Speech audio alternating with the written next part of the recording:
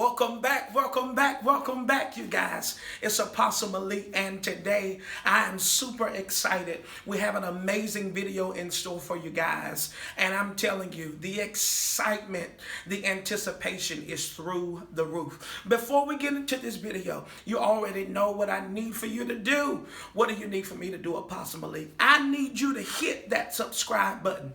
Every time that you hit the subscribe button, it gives you a notification of every time I'll be uploading new and fresh content. Today, we are super happy because we have reached 100 followers on our YouTube channel. We're just a baby YouTube channel. We're just getting started, but we've already hit 100 subscribers. So today, in honor of you, we're going to have a 100 answer questionnaire with the ambassador. I'm super excited, and I hope you guys stay tuned. In just a few seconds, we'll be right back. You're watching Mandate for the Masses with Apostle Malik Winstead. In Africa, in Canada, in Jamaica, or in the Bahamas, or the United States, wherever you are, I come to prophesy to you that you're coming out of the pit. You may be saying, Apostle Malik, but you don't know what I'm going through. Are you serious? I know that there's a war going on. I know that the enemy's hand is raging against your family. But I come to tell you that you're coming out from where you are. I've been anointed to pull you out of the pit. That's right. Get up, get up, get up, get up. Because there's still some fight in you left. You have been mandated for the masses, and this is your time. So welcome back to the third segment. So we're going to begin to ask Ambassador some questions. We're going to get right into the video.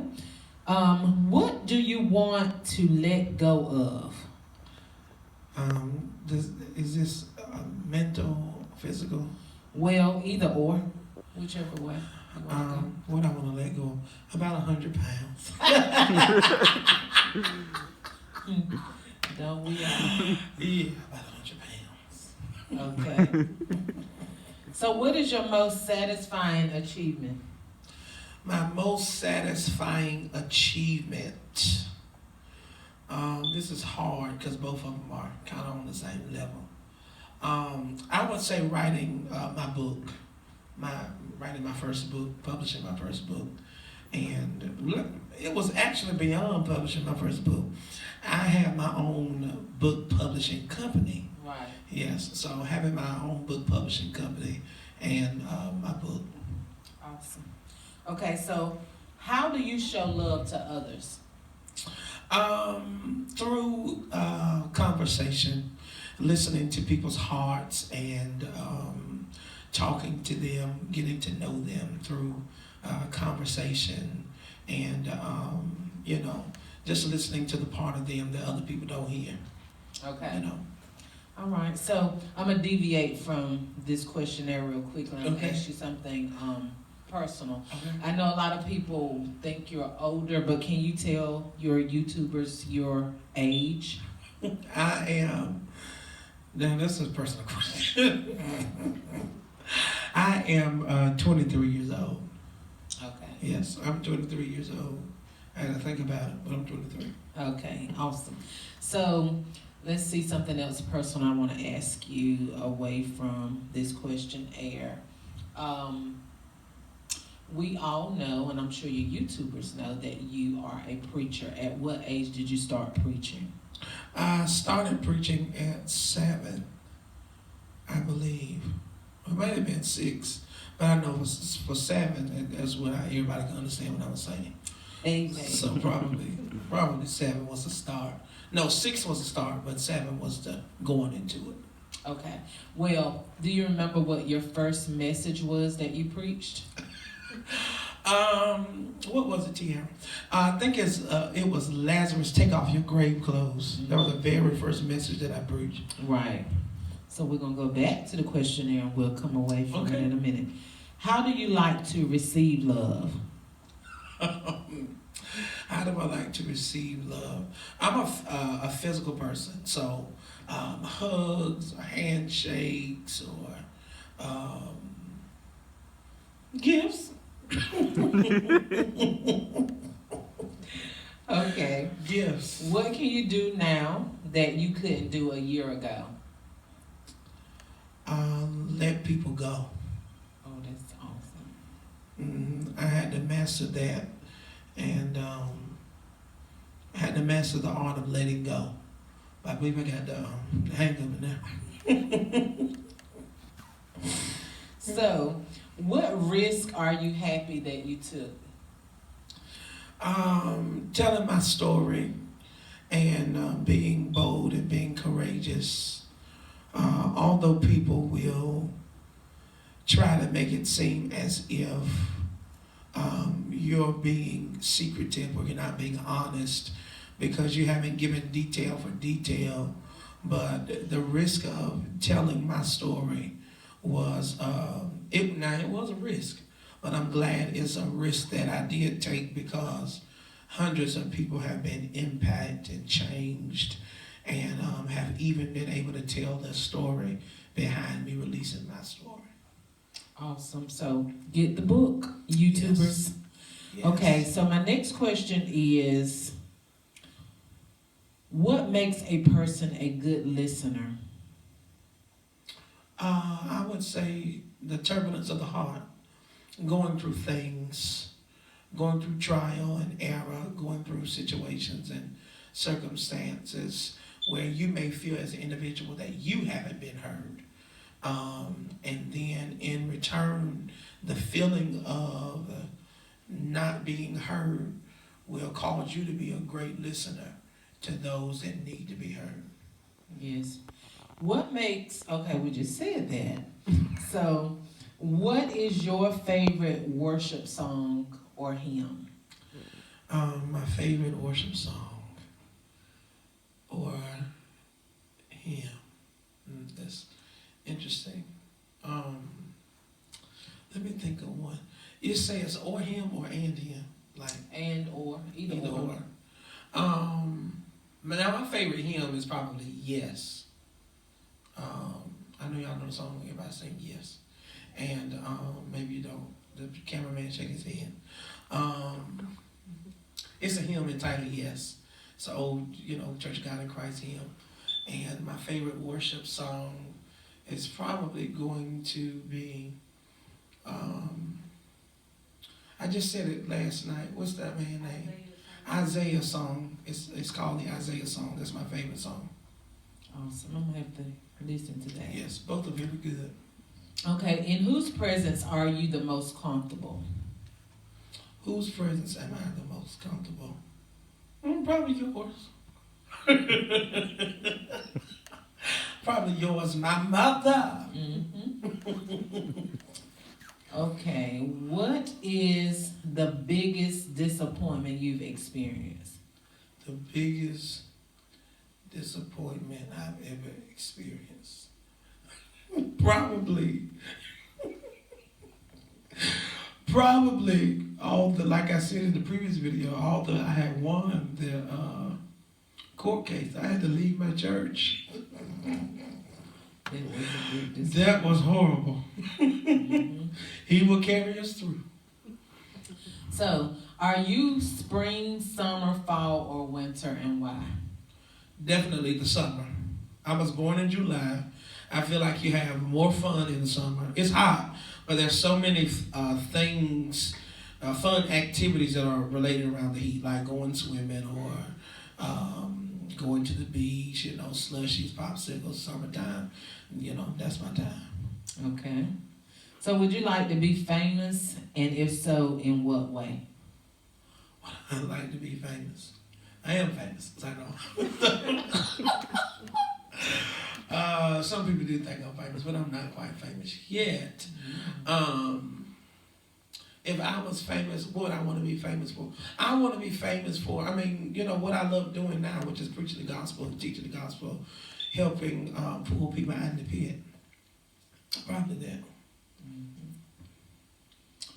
Which biblical person do you relate to the most? Seems like I've heard this question already. Okay, well, we can skip on Skip past. it, because I think I said Jeremiah. Okay.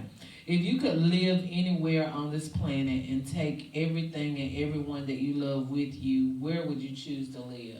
Honey, we will be in Barcelona, Spain tonight. I absolutely love the way that it looks and just the way everything is. But Barcelona, Spain for sure. Okay. Who has changed your life? Who has changed my life? Now I know y'all want me to say Jesus, and he has. But who has changed my life? There's not a whole lot of people who have made a strong impact on my life.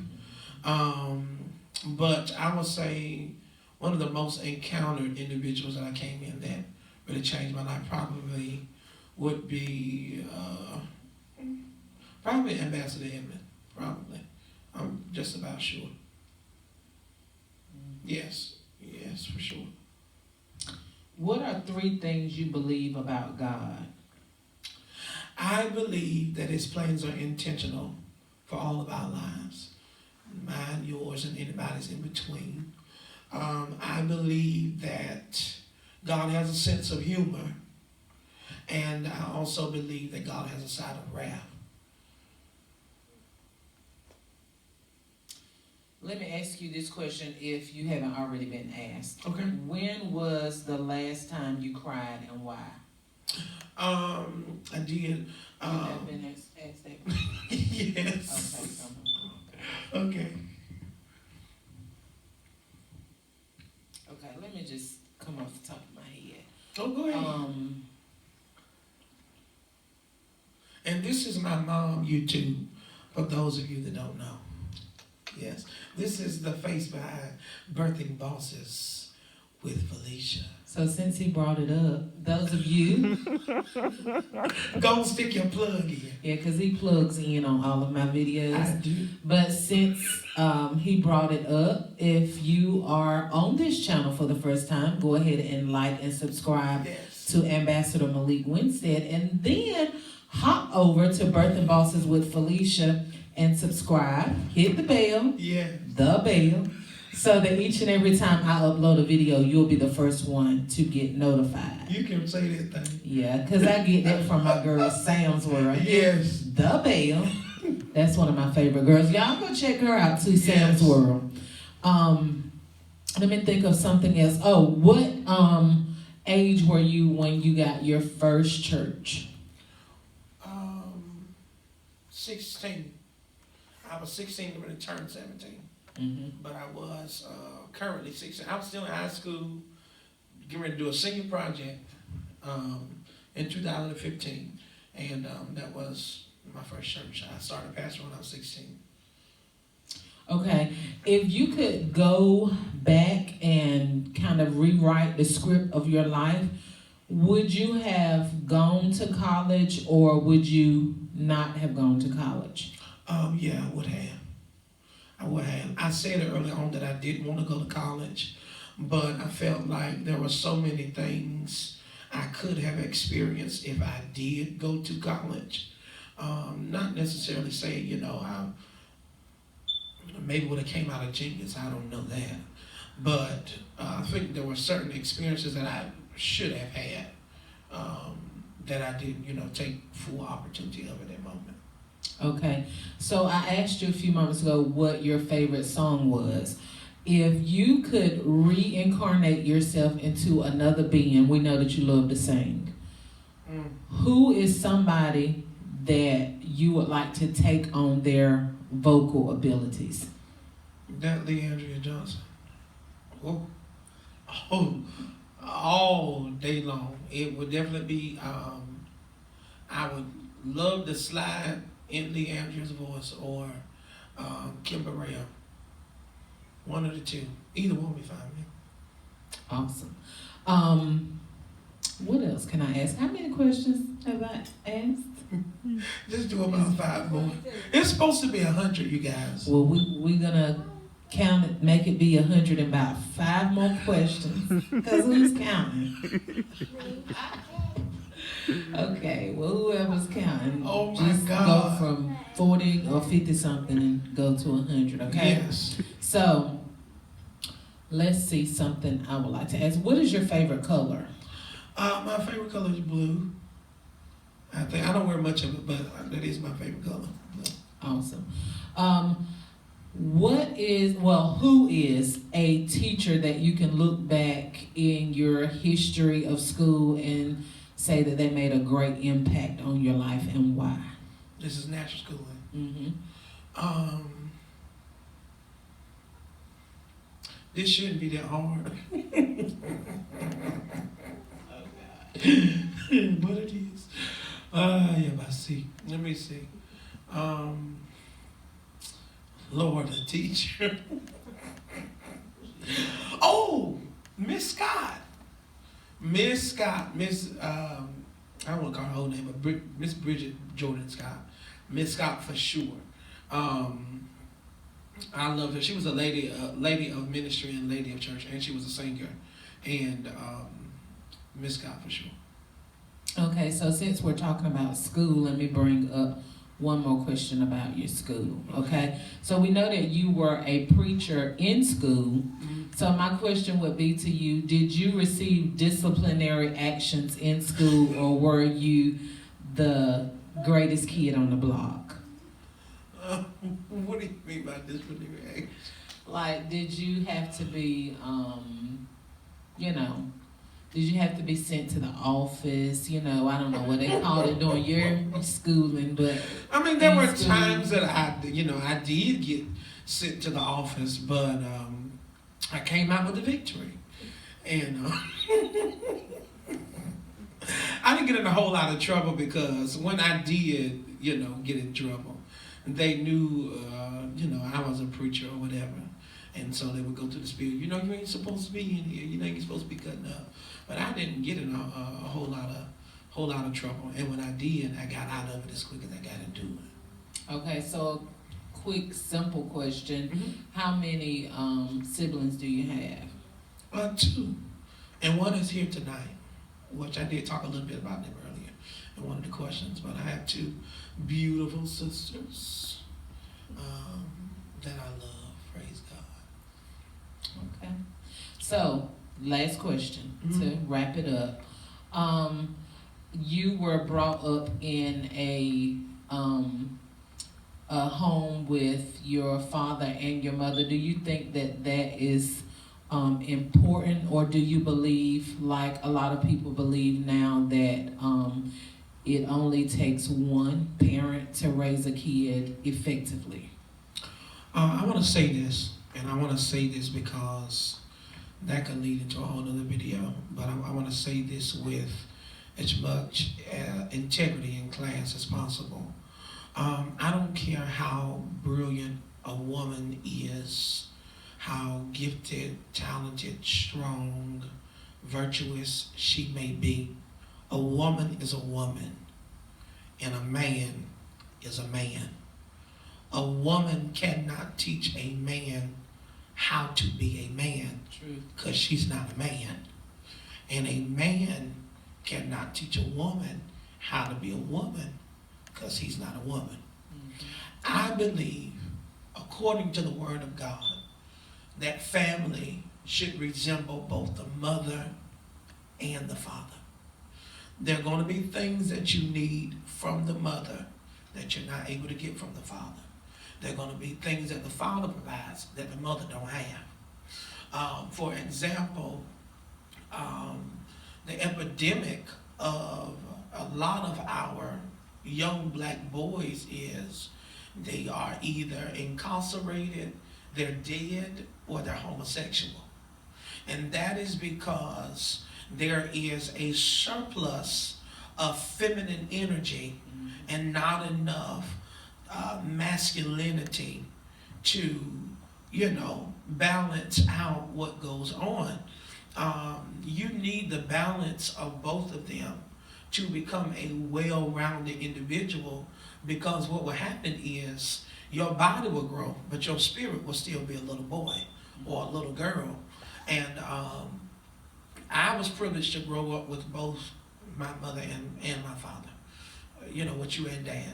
So I sympathize for people that don't have that, because for me it was a luxury. And I didn't realize until I got older how uncommon it was. That almost all of my friends, they either didn't know their dads, or their dads were in their lives, or their moms gave them up for adoption or something like that. I didn't realize what a luxury it was to have both your mom and your dad. So there were a lot of things, that you taught me as a survival skill, how to cook and how to clean and how not to be a nasty man. But in the same token, my father taught me, how to cut grass, how to change oil, to take out the trash. Men, take out the trash at home. And we were taught the balance of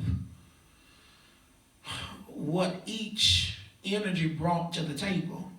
So when I would be coming up, my sisters weren't taking out the trash. I was taking out the trash and I was cutting grass. My sisters would be cleaning the inside of the house while I would be raking or whatever. And it was a balance of that. But see, now the balance of things are not taught.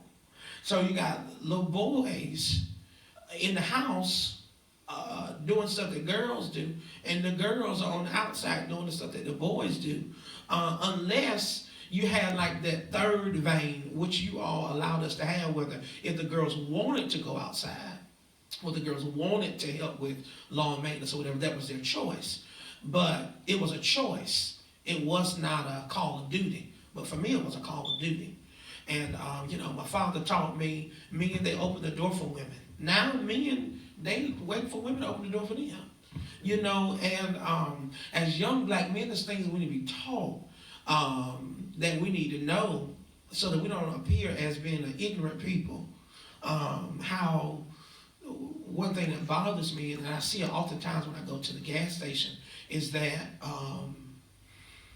men, might have a girlfriend or something, and he's sitting in the car. This man in the car on his phone, and she out pumping the gas. I'm trying to figure out who's smoking. Because when I grew up, it was just a certain expectation that men had. But see, now we don't set an expectation for men. True. And there ain't no expectation for girls, because I remember you teaching, and here's the crazy part. I had a gift to cook better than my sisters. But I still remember you teaching them and showing them how to cook. And now we don't teach young girls the fundamentals of cooking. We don't sit down and show them, hey baby, this is how you make a biscuit. This is how you make gravy. This is what you do when you clean your chicken. This is what you do when you cook your rice. We don't do that. And so the only thing now that women have to offer to a man is their tail. And when he get tired of that, what else do you got to keep him? You see what I'm saying? It was a lifestyle of not just parenting, but of holiness. And that's something that y'all brought us up in, rearing us into old time holiness, teaching us certain things that we needed to know, that as men, you got to have certain life skill. If your tire go flat, what you gonna do, brother? You gonna sit on the side of the road, you gonna have your thumb up, or you gonna get out and change the tire. You may not have money to go and get your oil changed. You have to change it yourself.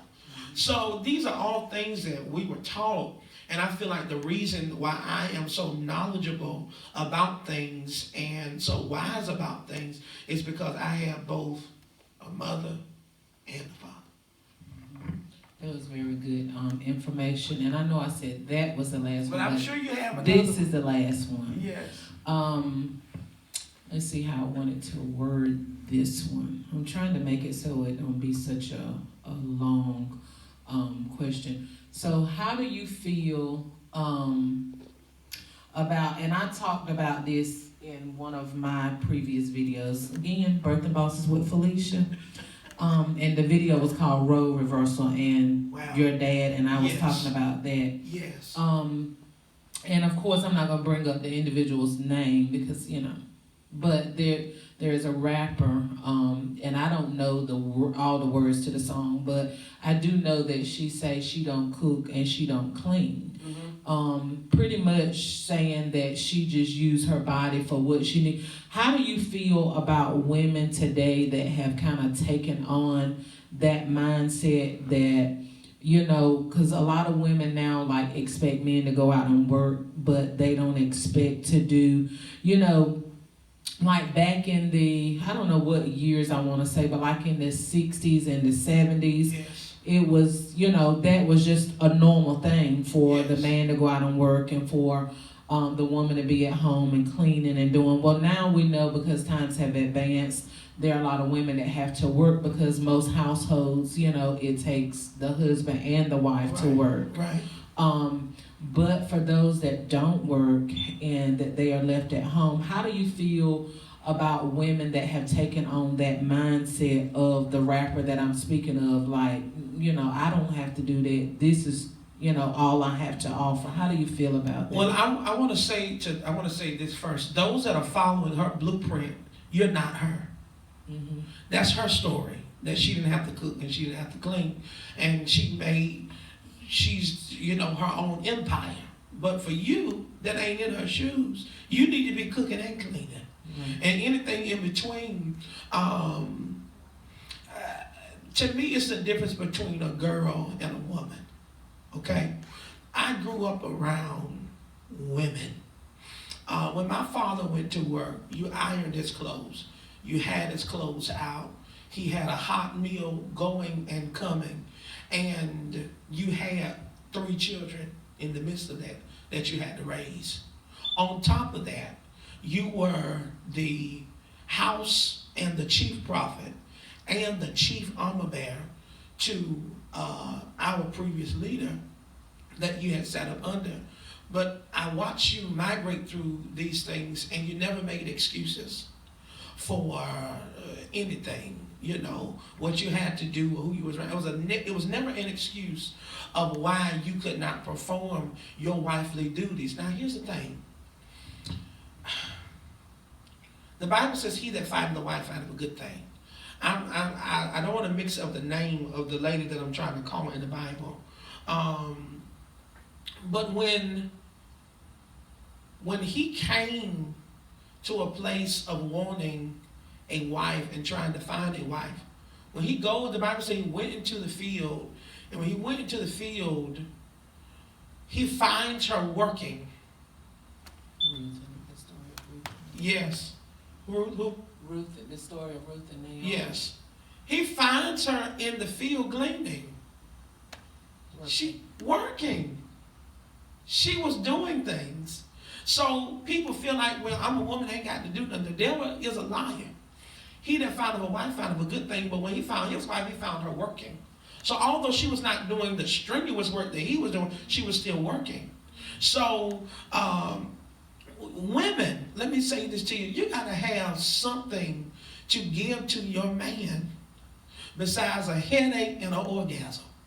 You got to have something to give to him, especially if he's a God-fearing man or a man of God or whatever. It doesn't matter your agenda. See, some people will never be married because they have their own agendas of what they want to do. And I don't have to do this, and I don't want to do this. Well, then you won't be married. You'll have ups and downs, and you'll have rendezvous, but you'll never have a solid man that'll back you. And watching you gave me the example, watching my father, and you gave me the example of what men and women, should be or whatever. But cooking is an essential too. And if you don't cook for him, how are you going to eat?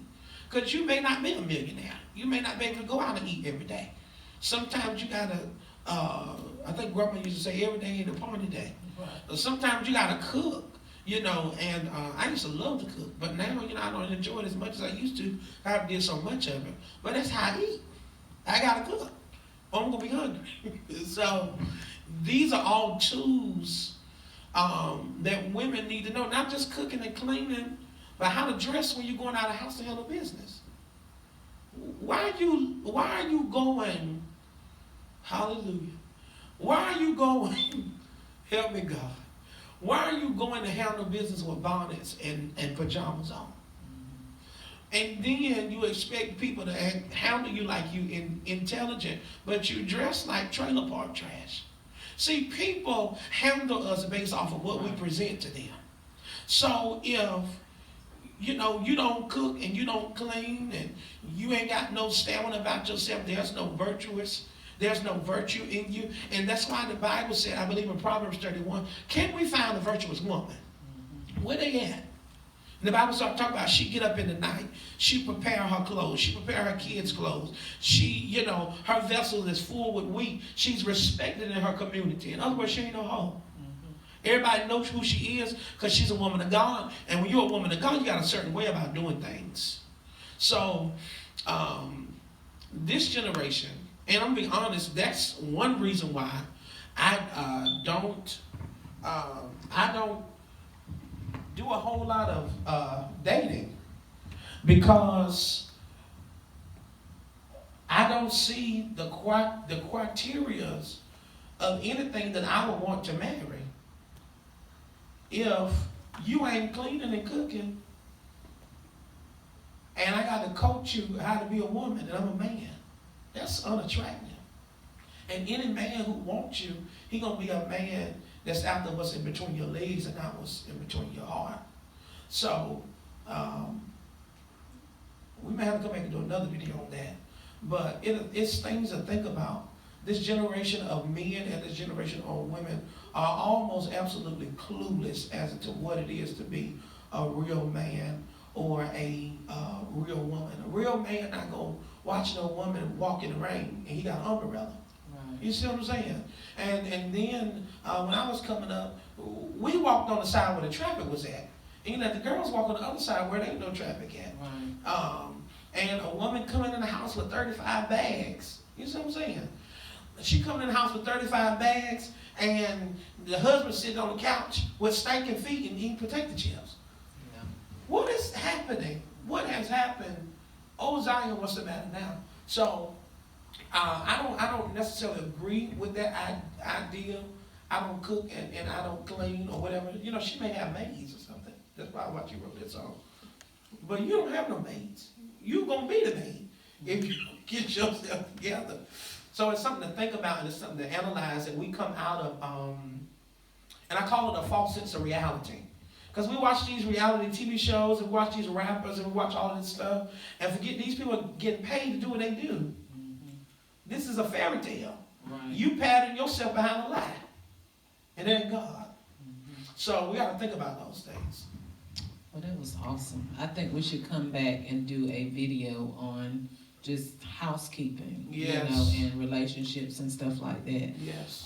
But this is going to conclude our video, but I would like to say again, if this is your first time on Ambassador Malik Winstead's channel, please hit the like, share, comment, and do subscribe. Also, hop over to Birthing Bosses with Felicia, where you will get more great content, okay? So I hope you guys enjoyed this video, and we didn't get to 100 questions, but those of you that are on, if you have a specific question that you would like to ask him, please do put it in the comments. Bye-bye.